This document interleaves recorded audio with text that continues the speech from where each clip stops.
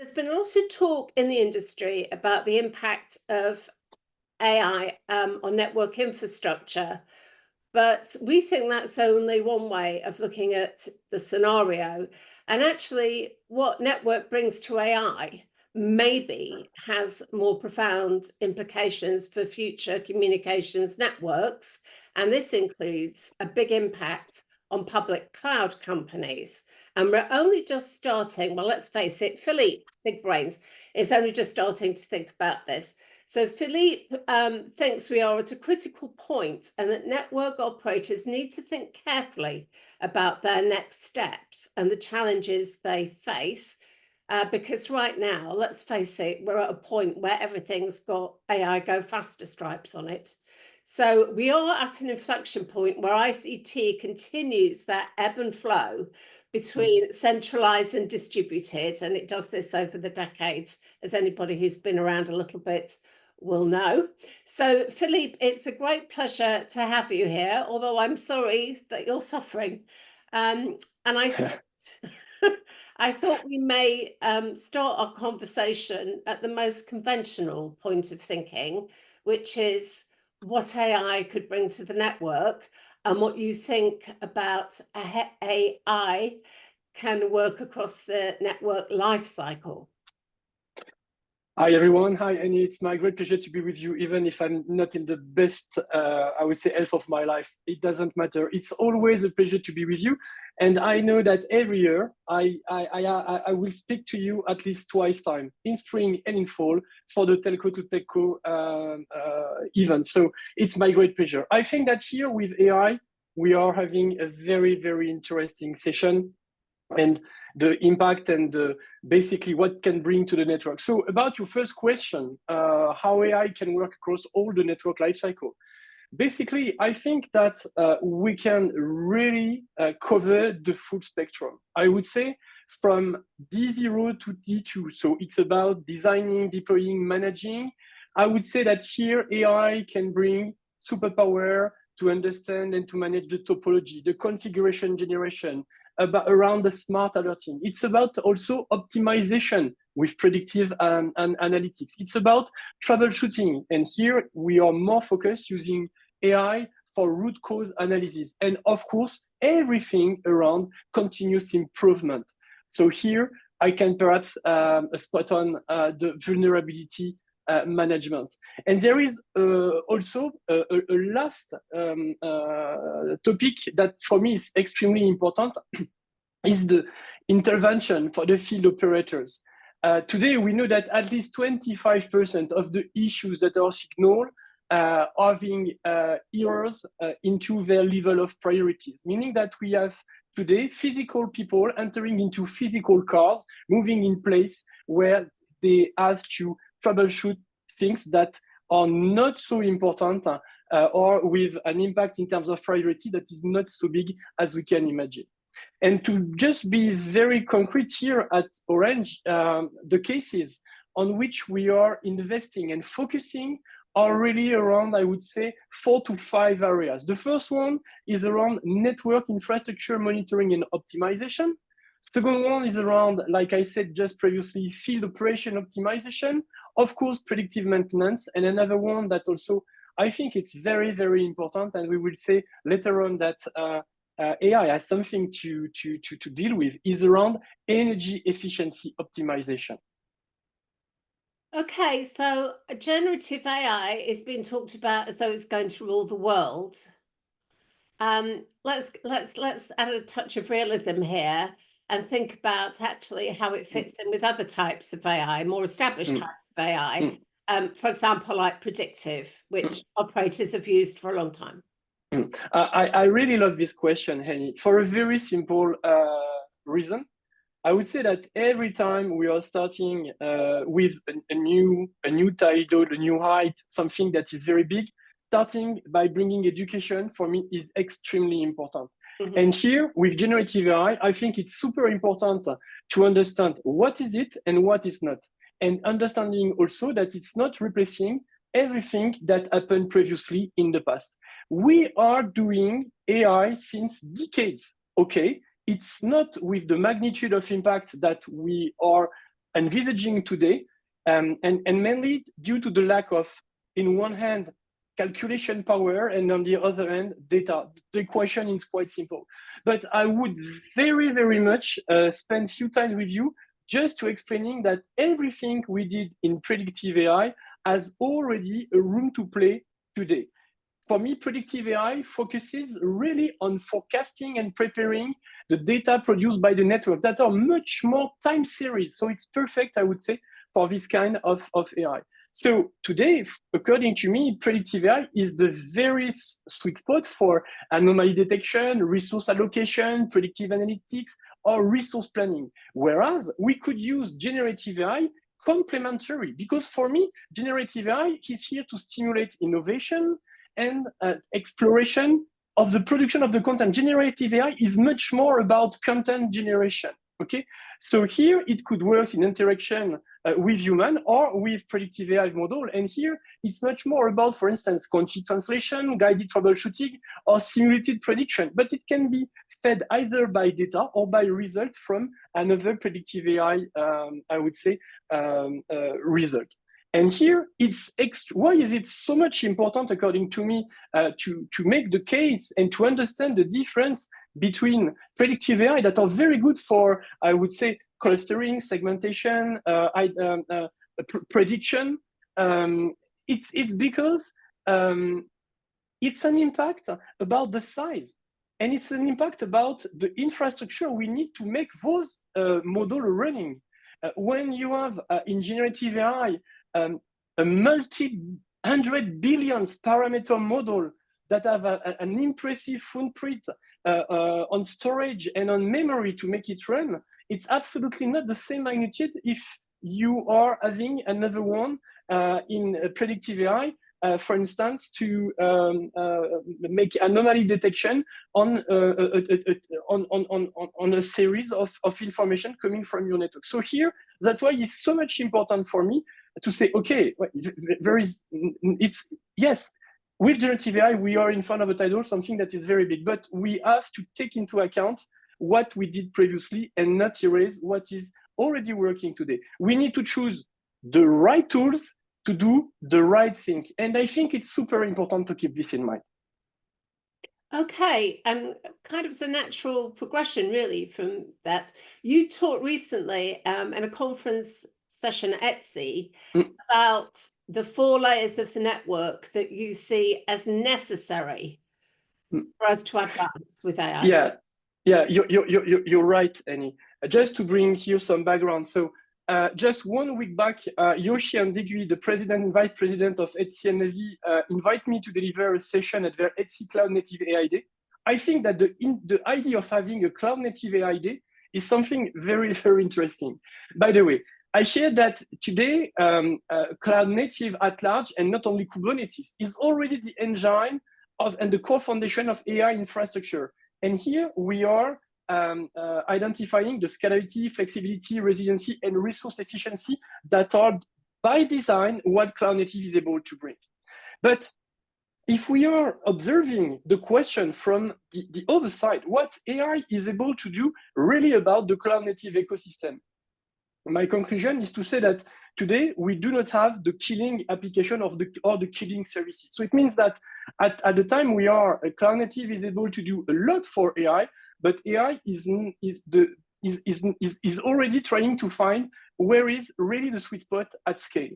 And something that for me is very interesting, when we want to reconnect the layer from the virtualization and the layer from the AI, we have 2 in the middle that are very interesting. So if I just set the stage, if I just set the scene, we have at core foundation virtualization that is definitively bringing the modularity. We have the data that is bringing the observability. We have the automation that is bringing the control. And then we have the AI that is bringing the intelligence. What I'm trying to spot here is we can't be successful in an AI transformation at scale if we do not already relying on a very, I would say, consistent and high quality data layer for the observability, and also regarding the automation. For a very simple reason. Let's say your AI has identified something to troubleshoot. But if once you identify what you have to troubleshoot and you want to push the action, if you have nothing to trigger in an automation, in an automated way, basically how far your AI is able to impact and to optimize your infrastructure and your services is not at the right side. That's why I'm really advocating for those 4 layers that for me are very important, and in the right order, having the modularity, the observability, the control, and the intelligence. And it cannot work from the top to the down, from the intelligence to the modularity, if we do not have consistent control and observability layer here. So each of those layers builds on and needs the ones below. And you cannot go from 1 to 4 without having the middle of the sandwich. It cannot work at scale. It can work for very silo and narrow use cases, of course. But if we are here to talk about how to transform, I would say, from holistic standpoint, a company or a telecom operator, it's absolutely truly mandatory for me. Okay, so the key words there were at scale. Exactly. And not getting stuck in this siloed vertical. Exactly. Okay, so in this world, this horizontal view of the world, if you like, how important to autonomous networks is TM Forum's work in that area? I think it's very important. You perfectly catch the point. If we do not reach the right level of automation, the impact and the potential of optimization from AI won't reach the potential we need to transform our ecosystem. And without doing a very deep study, I would say it's more feeling and talking with peers. I think that if we are considering the TM Forum Autonomous Network Framework, I think that in Europe, we are average, I would say around 2 on a scale moving from 1 to 5. And something that is very important is that level 3 is full declarative automation, while level 4 is AI at scale. And it's very interesting to understand how the scales are defined. You can't be AI at scale without before, at level 3, fully declarative automated. So here, what I want to spot is that the TM Forum Autonomous Network Framework is very interesting to manage the entire life cycle in terms of autonomy. Basically, it covers for me 4 pillars. The first one is about the planning and the design in terms of methodology. It's where you define the objective, identify the use cases, and assess readiness. And I love something coming from the previous discussion and the panelists about the network API things. The reality, if we do not plug into our budget the thing to support our transformation, it won't happen. So that's why the design and planning steps are absolutely important. Second one is about implementation and deployment, so selection of tools and to implement basically the automation workflows and operation. Then you are reaching the operation and maintenance, where you will monitor and optimize and start to enter into this proactive fault management. And then you have the evolution and adaptation, where you have the continuous improvement. And it's here where you will leverage AI and ML in particular. As you know, Orange has already engaged a TM Forum autonomous network approach. And from what I'm observing from the team that are running this effort, I think it's super interesting because it encourages a lot of collaboration between all the teams that are absolutely necessary to make the transformation about the network operation, the IT, and the business need and the business team, to drive really the innovation and to focus on optimizing automation efforts. So with this, you are just emphasizing one step more how much the automation is absolutely critical in the AI journey. Okay, so that's interesting. And interesting, you think that Europe's probably about level 2 overall end on that on the tinfoil scale. Okay, so now let's move on to what the network brings to AI, which is the more original branch of thinking, I think. Yeah, I love this question, and I love this part because the true question for everyone who is here today, and I think it's mainly guys coming from a telecom world company, do we as telecom industry will make money with AI? Because it's a very important and very valid question. So it's not about what AI can do for networks, but what can networks can do for AI. Is there a room? Is there something that will change the way we are today thinking, building, deploying, and operating our networks, where we could have complementary or I would say new revenue? Something that is for me very important here is perhaps to start saying that the AI tidal in which we are in front of will require, I would say, different kind of infrastructure. And when you are taking into account the AI at large life cycle, there are at least 3 big time in the life.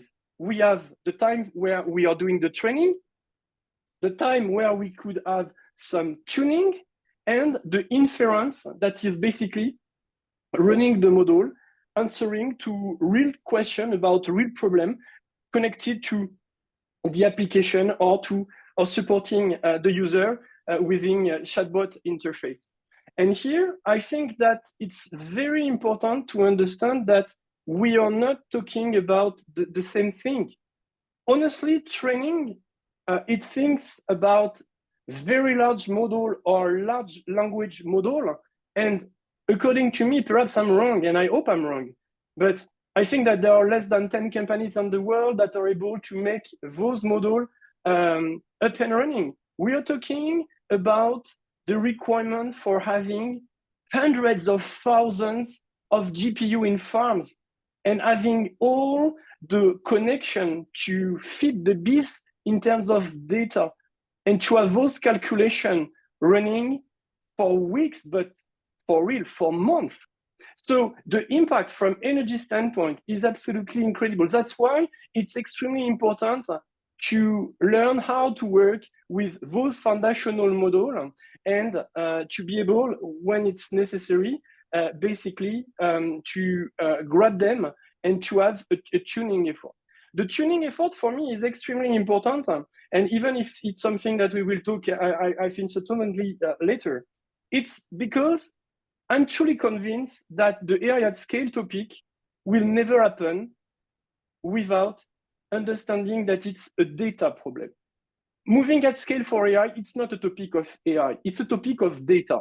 And it's a topic about data gravity and at which speed the company, for instance, telecom operators for telecom industry, will connect their own and private data to the model for tuning requirements or having, yes, for tuning requirements. So here we're entering into the second stage where obviously it may run into the data centers of the hyperscalers or perhaps in between in something that could be more private or with a sovereign or trusted environment as runtime. And the last part, of course, is about the inference. And I'm sure that we will talk later on about the fact that today, from inference standpoint, we have so much opportunity in front of us, from in the cloud, in data center, in my lab at home, in my mobile phone, in my watch. So we can have models everywhere. So it means that the topic about inference is something that is also much more interesting to understand within this whole breakdown: the training, the tuning, and the inference. Yeah, okay. I really like that thought to hold on to, actually, that the key in all of this is the data. Mm. And I think it's really easy to forget that in this torrent Exactly. of stuff. Exactly. You know. Okay. Exactly. That's a good that's a good anchor to hold on to. So I talked at the beginning, and we've sort of talked around this, about this pendulum swinging, this decentralization and then centralization. how do you read the pendulum at the moment? Okay, I think honestly, more than 2 years back, when we had the starting of the high tidal with the announcement of GPT 3.5 in November 2022. When I saw this the first time, my first reaction was, I perfectly remember, was, hey, will it be the time that will challenge the era of the hyperscalers? It honestly, it's the first question that popped in my mind, and for a very simple reason. Since the very beginning of the history, and you said it, Annie, we are moving from mainframe centralized, client server decentralized, blah, blah. Okay, you know the story. Today, we are in a world that is massively centralized with services coming from hyperscalers company, and it's okay. It's okay. And here, what is interesting is that the potential for AI is so much versatile that we could perfectly imagine to have inference, runtime, okay, in the cloud, but in the private, but at the edge, in the device, or even in the low power device. And I talk later on about watches or Google just to name a few. And something that for me, and why I have this thought in mind, and why I'm very, very scanning and browsing what's happening nearly every day, is quite simple. Because when you take into account the financial footprint on the company in the hardware from the ones from the hyperscalers, if you take NVIDIA or TSMC, for instance, the footprint from investment and innovation capability is huge. It's so huge that it's perhaps bigger than the one from the hyperscaler one. And you know what? The NVIDIA, the TSMC, the guys that are making the chips is the one that are feeding what we have in our mobile phone. So if tomorrow we have something with perhaps something that won't be a very large or large language model, but something that could be a mid-size or a small language model tuned for my consumer usage, basically, it means that instead of having 100% of the connectivity and the streams moving from browser to data center, what will it impact in terms of data distribution if we have to update the models, if we have to push fine-tuning workloads to optimize the experience from the user. So yes, I think that we are at a very interesting moment, and I'm really questioning myself if we are not at a moment where perhaps we are entering in something that is much more hybrid in terms of way of basically managing the computation. Oh, so maybe we've hit peak hyperscale. We just didn't know it. So Philippe, you touched on the large and small language models. Yeah. Can you talk a bit more? Because we started off thinking large language models were going to rule the world before we all stopped and thought a bit more. Okay, so when I'm talking about large language model, I'm really thinking about the model that are living in as a service feature from the hyperscalers. I'm talking about model that have several hundreds of billions of parameters, and they are general and versatile with the amazing ability to put their attention on the right part of the knowledge. And I would say, from a complementary standpoint, the small language model are much more smaller. I would say under 10 billion parameter, or we could have even around 5 that are fine-tuned on specific domain with size able to run, I would say, in less requirement oriented infrastructure at the device runtime. But here, once again, we are coming back to the question about the data gravity and understanding how to, because the GPTs of the world that we are using online are extremely powerful to have us, I would say, from an extended version of us. But while they won't be connected to what makes the company unique, how can we imagine that we will solve the problem that we have in companies? So this notion of data gravity in an AI context, for me, is very, very, very important. So maybe with the small language models, the key, apart from the data, which is the foundation, but maybe the key is defining the exact function, the thing you want to do with it. And that will enable you to make it smaller. Right. Okay.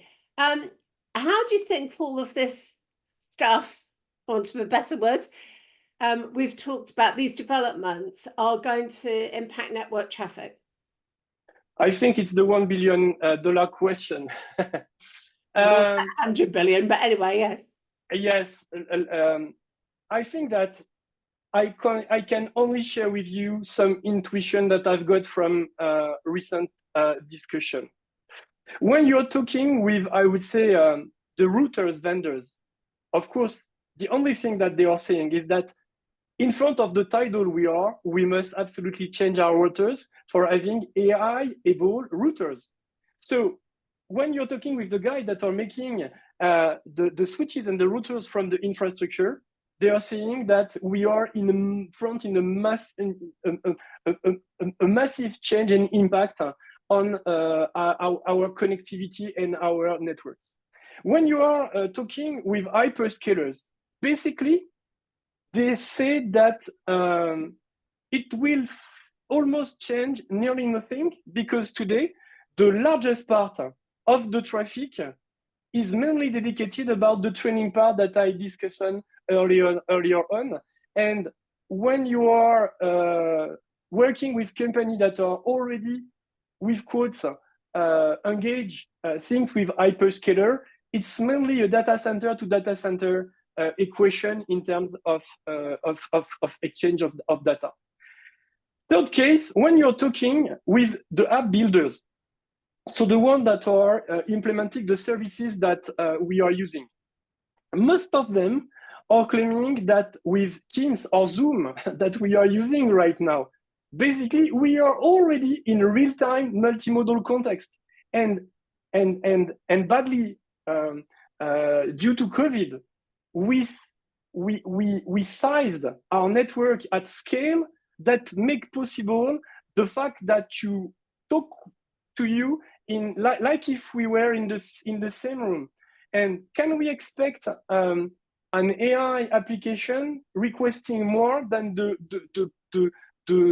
characteristic from our voice, our image, our text we are already using? So basically, on this one, they are not claiming for more networks or more quality networks. The one that they already have seems to be okay. I would say that perhaps just to conclude at Orange, to date, the impact on our networks of the use of AI for consumers and B2B at the time right now we are talking, honestly, remains low.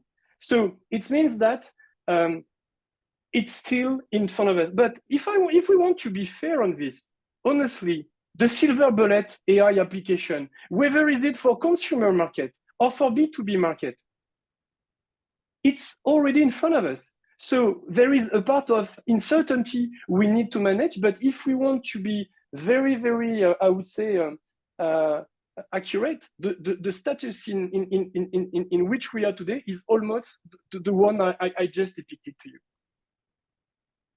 Okay.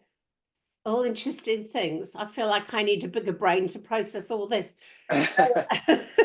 Maybe I need to plug into a cloud. So, Philippe, what are the challenges about bringing this evolution in the network? I would imagine it's not going to be easy, because it never is. I think that here the challenges are very important. You can imagine, because it's an holistic transformation and it touches every part of the company.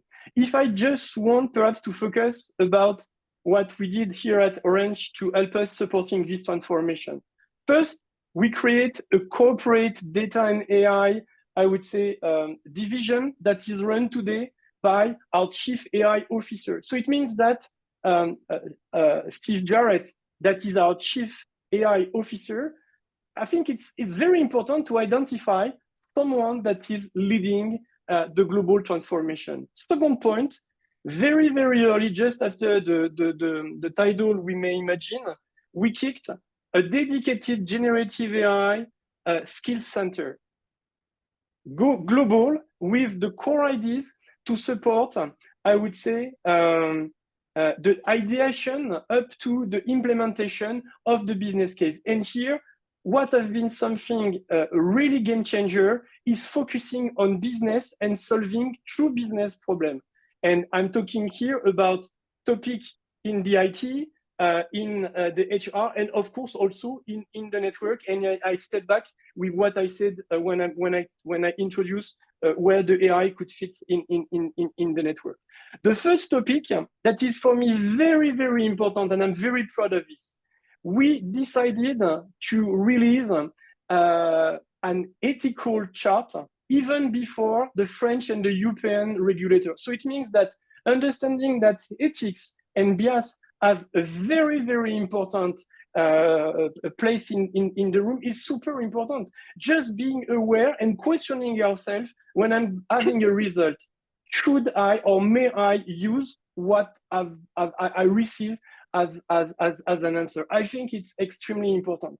The fourth thing that help us to scale and in very important way, it's because we release a tools that we call Dinutu, and Dinutu is a kind of secure sandbox where the employees from Orange can use corporate document or corporate material working with a private and open source language model, with a solution working as a diode, protecting the fact that nothing is coming back to the hyperscalers that are behind to feed their own model. And you know what? We reach 60,000 users in few months. So it means that it has been a very amazing boost, encouraging, showing how much we encourage this transformation. And the last part, but it's certainly for me the most important one of all, it's about education and training. And we decided all that, for instance, prompt engineering, the engineer, how to engineer prompt to interact in a proper way with a model. It's a transversal skill. So we have a very interesting training journey about prompt engineering, where the idea is taking people having zero knowledge to very advanced knowledge and on how basically to interact with the model. And here today, the fifth point that I mentioned, so data and AI business with a chief AI officer, skill center dedicated to generative AI, ethics chart, Dinutu training, basically are feeding three kinds of use cases that are about extended or augmented employee for efficiency day-to-day activities. It's about training, because I don't want to deep dive right now, we do not have the time, but the latest model has something that is called a chain of thought. And chain of thought are absolutely embeddable to explain to explain things and to bring, I would say, education and explaining how things are working to people. Perfect match for the training. And the last one is about business application, like I mentioned earlier on about the network. Philippe, do you want to grab a glass of water or something? Are you okay? I forgot to take one. Oh dear. No, it's okay. So can I ask you, in all of this, how big an issue are standards? I think that it's a very, very good question. I don't know if basically standards are an issue, but I definitively think we need some, and I truly believe that it will work and come from the intersection of standardization and open source. When I'm observing in the mess we are currently about how we build and deploy infrastructure and network function and manage the lifecycle that are hyper fragmented and cost integration on our side when you are a multi-country operators so much, I hope that we will change this and we could move since D0 or D2, I may say, into something that will be much more horizontal, where integrating and aggregating data for having holistic impact about AI on the networks will work in a totally different way than what we are currently doing in the siloed ecosystem that we have in front of us. So I hope that it will be something taken into account, but I truly believe that if it will come by the complementarity of standardization bodies on one end and open source ecosystem on the other end. Interesting. So could you, if you're able, I'm a bit concerned about your throat, could you have a go at explaining how you see the Gen I continuum, please? Yeah, I think here what is super important to understand is that it's very linked with the language model family and the ones we are able to use across all the value chain. So when I'm talking about large and very large model, I'm talking about models, for instance, having 500 billion of parameters, able to manage complex and multi-step reasoning, like the chain of thought I mentioned early on, living in the central cloud with GPU-intensive footprint. Then we have what we are calling, for instance, the mid-size language models. Basically, I'm talking about models that are from 10 to 20 billion parameters and are a perfect match for interactive chatbots and frequent general and cross-domain talks, and they could mainly live at the edge. Then we have the SLM that we talked early on, and the small language model, I would say it could be between 5 to 10 billion parameters, mainly targeted for interactive domain specific tasks working on consumer devices, whether it will be mobile, Google, or laptop. And then we have the final one that are the very small language model that will be under 1 billion parameter for real-time sensor processing on low power devices. And for instance, it's about the glasses and the watch. And I'm sure we all remember the recent live session made at Meta around all of this. Okay, and the road to implementation, what do you think the biggest bumps are going to be? Oh, basically, I think it's about what I shared early on when I depicted the journey at Orange, focusing on the 5 key areas. So the division on data and AI with chief AI officer, the skill center. So each of those steps are to address the biggest bumps, if you like. Sorry, I didn't catch the step.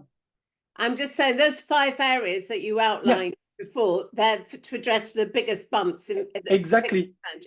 Okay. Exactly. From our own experience, honestly, it's what yes, I think it's what could have the best impact in the challenges we need to tackle on this.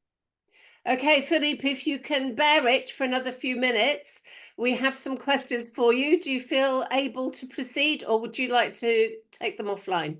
I can, honestly, if I could take them offline, it would be better because my throat is totally dry. I can hear you're really struggling. And it starts to be very complicated for me. But I will manage them offline with you and with Tiffany and coming back to the audience.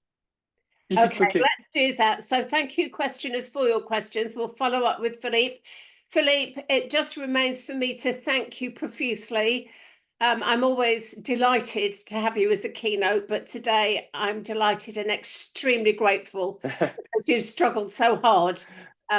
You're obviously feeling far from your best, but thank you so much. That was terrific. Thanks, Annie, and have a great event. Bye-bye.